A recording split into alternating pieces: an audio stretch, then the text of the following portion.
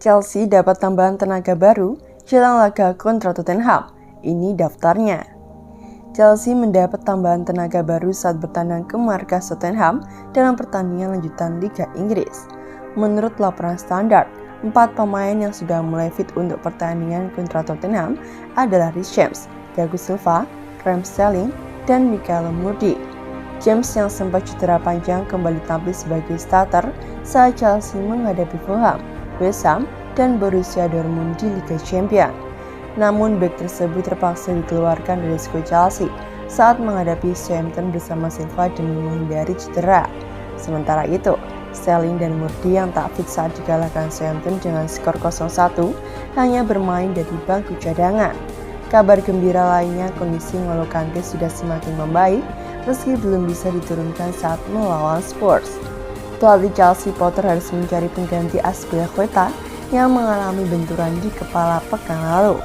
Ia akan bergabung dengan Mendy, Christian Pulisic, dan Armando Broja yang masih dalam tahap pemulihan.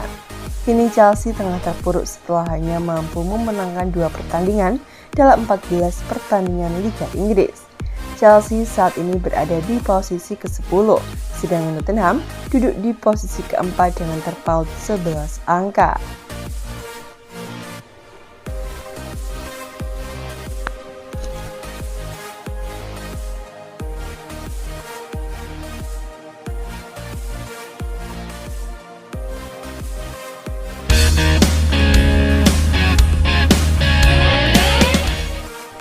Chelsea minta Andres Santos main di Indonesia.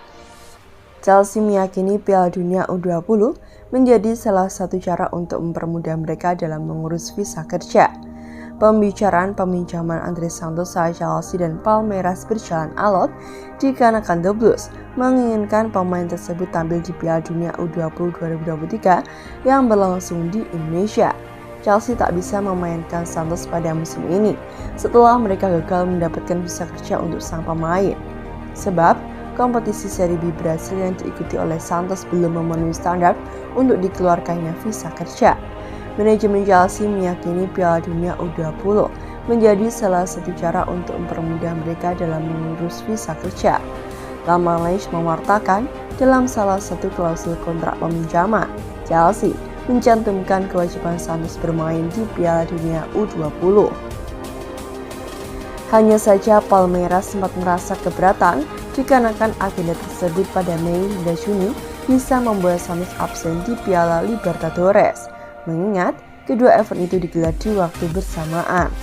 Palmeiras merasa khawatir bila Santos diizinkan memperkuat Brazil U20 di Piala Dunia, sebab hal itu akan berimbas kepada 2 pemain lainnya, yakni Endrick dan juga Giovanni.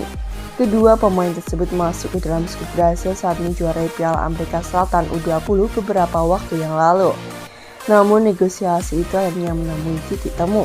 Palmeiras menyetujui klausul kontrak peminjaman dan Santos akan bersama klub hingga Desember 2023. Chelsea mempunyai hak untuk memanggil Santos kembali pada Juni nanti dengan membayar kompensasi 1,5 juta euro. Santos menjadi salah satu pemain yang bersinar di Piala Amerika Selatan di Kolombia.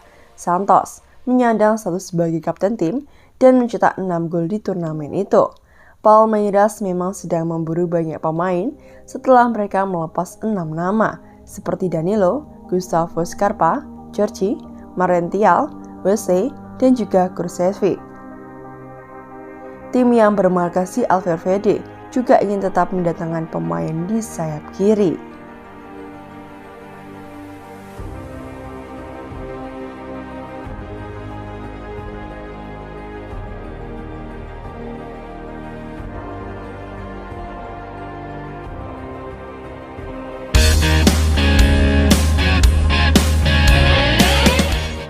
Romelu Lukaku dianggap pantas dapatkan kesempatan kedua.